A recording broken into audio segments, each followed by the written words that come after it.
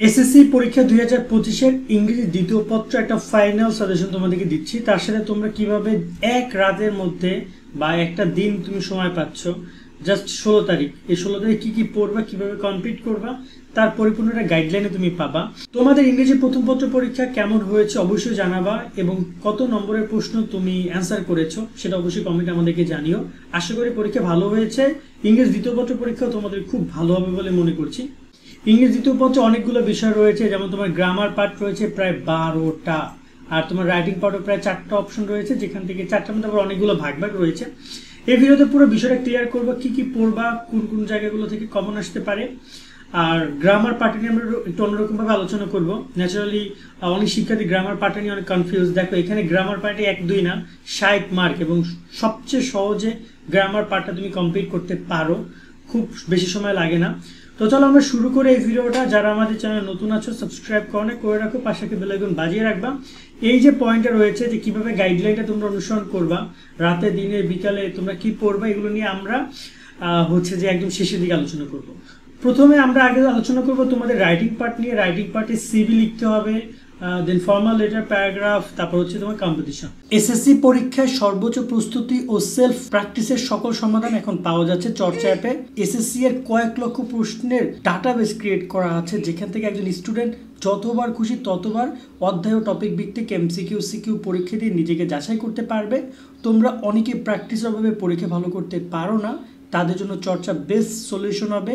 চর্চা ডিজিটাল প্রশ্ন ব্যাংক সেকশনটা দারুণ, যেখানে বিগত সালের সকল বোর্ড কোশ্চেন দেওয়া আছে। এছাড়া লিডার বোর্ড, ডাউট সলভ তো থাকছেই। তোমরা যারা পরীক্ষা ভালো করতে চাও তাদেরকে আমি হাইলি রিকমেন্ড করব চর্চা অ্যাপসটা ফ্রিতে ইনস্টল করে দেখতে পারো। অ্যাপসের লিঙ্ক কমেন্টে দেওয়া রইল।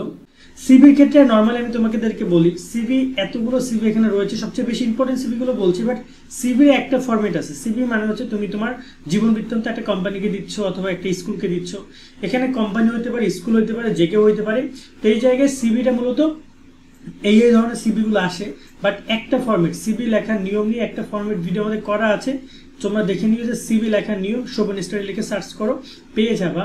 একটা ভিডিও দেখে ওই একটা সিভি মুখস্থ করলে দুনিয়ার যত সিভি আছে পরীক্ষা আসুক না কেন তুমি লিখতে পারবা। বাট এমনি যদি কথা বলতে চাও তাহলে বলবো মার্কেটিং অফিসার, টিচার, মানে সেটা অ্যাসিস্ট্যান্ট টিচার হতে পারে, ম্যাথ, বাংলা, যে কোনো টিচার হতে পারে, মার্কেটিং অফিসার বা অ্যাকাউন্ট অফিসার, এবং এখানে কম্পিউটার এক্সপার্ট, সেলসম্যান, এই টাইপের সিভিগুলো বেশি আসে। ঠিক আছে, সিভির ক্ষেত্রে আমি বলবো যে তোমার ফর্মেটটা মুখস্থ করবে। বাট নর্মালি পড়তে চাও ইংলিশ টিচার, অ্যাসিস্ট্যান্ট টিচার বা বাংলা টিচার, আইসিটি টিচার, যেটাই হোক না কেন, দেন মার্কেটিং বা অ্যাকাউন্ট অফিসার, কম্পিউটার অপারেটর বা কম্পিউটার এক্সপার্ট যারা আছে, এরকমভাবে সিভিগুলো তারা করে যে তুমি সেখানে আবেদন করতে চাও।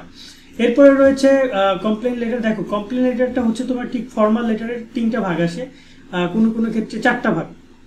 কমপ্লেন লেটারও আসে, নোটিশও আসে, তার সাথে তোমার এখানে অনেক বোর্ডে পার্সেস অর্ডারও দেয়, অনেক বোর্ডে আবার অ্যাপ্লিকেশনও দেয়। বাট নর্মালি বেশিরভাগ বোর্ডে তোমার এখানে কমপ্লেন লেটার, নোটিশ এবং হচ্ছে অ্যাপ্লিকেশন দেয়। সেক্ষেত্রে তোমাকে বলবো কমপ্লেন লেটারটা পড়ো।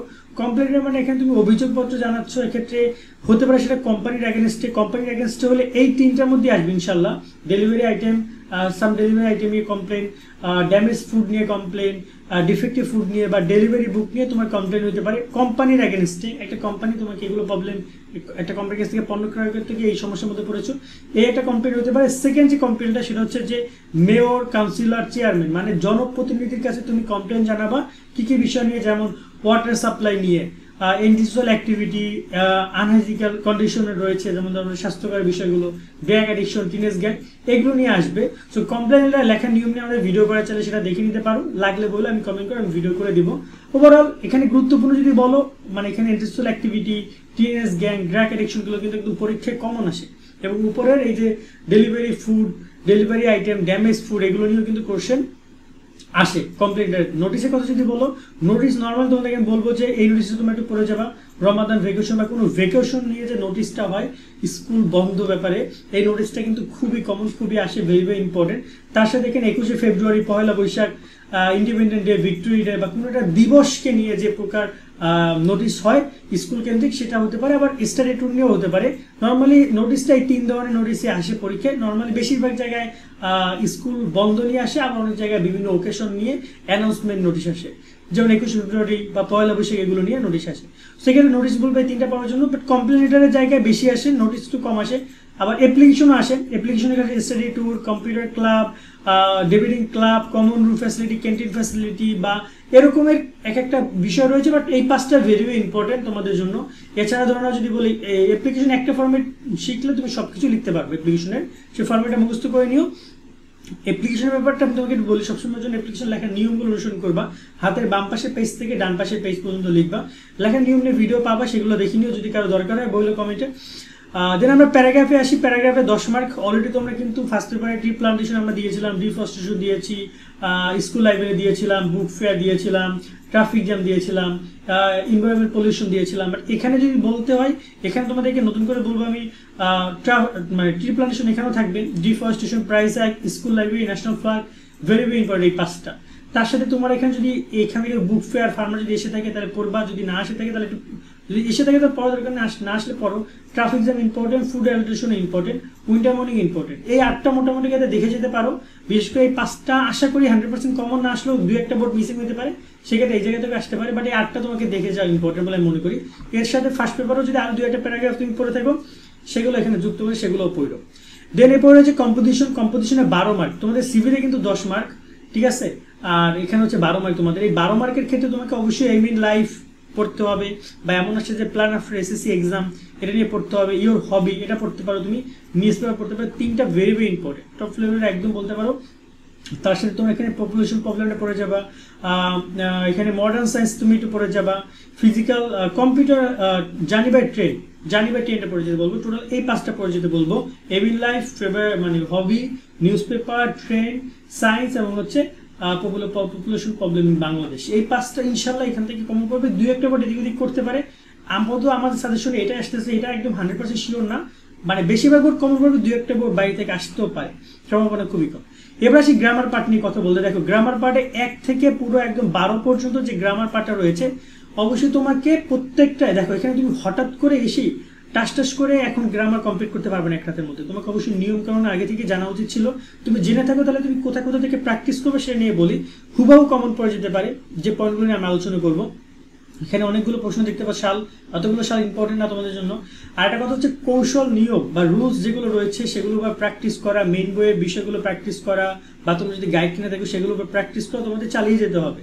যদি তুমি অলরেডি সেগুলো কমপ্লিট করে এসেছো, তাহলে তোমাকে যেটা করতে হবে, তোমাকে কিছু জায়গা আমি সলভ করতে বলবো, যেখান থেকে তোমার দেখবে যে এখন তুমি যদি সলভ করো, তোমার নিয়মগুলো জানা পরবর্তী, যেমন তুমি আর্টিকেল, ভার্ব, টেন্স, তারপর হচ্ছে যে বিষয়গুলো তুমি যদি জেনে থাকো, এখন তুমি যখন সলভ করতে যাবে তখন দেখবে যে খুব ইজিলি চলে এসেছে। সেখানে আমি সবগুলো বলবো, আমি এখানে উইথ ক্লুজ না, এটা দেওয়া আছে, এটা ভুলে এটা না, সবগুলোর যদি কথা বলি, তুমি 24 সালের প্রশ্ন তোমার জন্য ভেরি ইম্পর্টেন্ট। অনেক জায়গায় হুবহু কেমন আসতে পারে, বা পুরো সিলেবাস যদি পরীক্ষা হচ্ছে তোমাদের জন্য গুরুত্বপূর্ণ। 23 সাল তোমাদের জন্য গুরুত্বপূর্ণ, 20 সাল তোমাদের জন্য গুরুত্বপূর্ণ, 19 গুরুত্বপূর্ণ, 18 গুরুত্বপূর্ণ। এই 5টা সাল প্রশ্নগুলো একটু ভালো করে তোমরা দেখে যাবে। সেটা একদম 1 থেকে 12 পর্যন্ত যতগুলো গ্রামার পার্ট রয়েছে সবগুলো বোর্ডের কথা আমি বলছি এখানে। এর আগে যে সাজেশন ছিল সবগুলো বোর্ডের একসাথে কথা বলছি।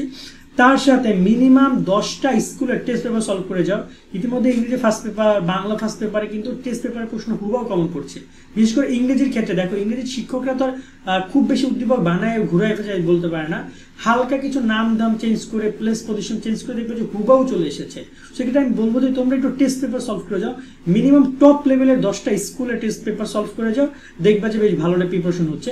সো যখন তুমি রুলস রেগুলেশন জানার পরে তুমি এখানে অবশ্যই 24 প্রশ্ন আগে, তারপরে তুমি 20, 19, 18 কমপ্লিট করো, তারপর টেস্ট করো, এবং তুমি অবশ্যই এখানে তোমার যে টেস্ট পেপার রয়েছে সেগুলো মিনিমাম 10টা স্কুল কমপ্লিট করো, দেখবা যে বেশ ভালো একটা প্রিপারেশন তোমার হচ্ছে। আমি বলবো আপাতত গ্রামার পার্টটা এইটুকু আমি সমাপ্ত করবো, কারণ গ্রামারের ব্যাপারটা হচ্ছে তোমাকে পূর্ব প্রস্তুতি নিয়ে রাখতে হবে। এক রাতের মধ্যে গ্রামার তুমি খুব বেশি কিছু করতে পারবে না। তোমার একটা দিন তোমার এই রাইটিং পার্টি তোমার চলে যাবে। এবার আসি তুমি কিভাবে কি কমপ্লিট করতে পারো। আমি নর্মালি রাতের মধ্যে পড়তে বলবো। আমি তোমাকে আগে গ্রামার পার্টটাকে পড়তে বলবো। তুমি যদি গ্রামার পার্ট কমপ্লিট করে থাকো, আমি বলবো গ্রামারে আগে ফোকাস দাও, কারণ গ্রামার তুমি দ্রুত শেষ করার চেষ্টা করবা, দেন তুমি রাইটিং পার্টে ফোকাস দাও, ঠিক আছে। কিন্তু তুমি চেষ্টা করো গ্রামার পার্টটা ভালোভাবে কমপ্লিট করার জন্য। রাত, সকাল, বিকালের মধ্যে তুমি গ্রামার পার্ট কমপ্লিট করো, চেষ্টা করো বিকালের আগে শেষ করার জন্য। রাত এবং সকালের মধ্যে গ্রামার পার্টটাকে তুমি কমপ্লিট করো, রাত এবং তুমি পরের দিন বিকাল এবং রাতের মধ্যে তুমি মানে রাইটিং পার্টটা ধরো। রাইটিং পার্টের ক্ষেত্রে এখানে তুমি দেখা যায় যে চেষ্টা করতে পারো যে যত দ্রুত সম্ভব একটু লিখে কম পড়ে মুখস্থ করে, মানে রিডিং পড়ে কম লিখে যতটুকু পারো কমপ্লিট করার চেষ্টা করো। বিকালবেলা এবং রাতের বেলা তুমি রাইটিং পার্ট পড়ো। আমি চেষ্টা করতে হবে যে যতটুকু পারি কমপ্লিট করার জন্য। কারণ অনেক শিক্ষার্থী রয়েছে যারা কিনা একটু টাফ হয়ে যায়, এবং সকালবেলা এসে চেষ্টা করবে যে হালকা যা পড়েছে সেটা একবার চোখ বেলায় দেখার জন্য একটু ঘুম থেকে আগে আগে উঠবা। মনে রাখবে ইংরেজি অনেক গুরুত্বপূর্ণ একটা পরীক্ষা, এখানে লজিক দিলে হবে না আমি ঘুমাইতে দেরি করছি বা আমি অসুস্থ হয়ে পড়ছি। একটু কষ্ট করে একটা পরীক্ষাতে কিচ্ছু হয় না, একটু 5টার দিকে বা মানে 5:30টার দিকে উঠবা, মোটামুটি 2 ঘন্টার জন্য পড়তে পারো। 2 ঘন্টা সকালবেলা উঠে সুন্দর করে একটু যা যা পড়েছিল সেগুলো রিভিশন নিয়ে যাবা, বিশেষ করে গ্রামার পার্টটাতে। এবং আর তেমন কোনো সমস্যা নেই, বাকিগুলো কম্পোজিশন পার্ট তো খুব বেশি ভুলবা না।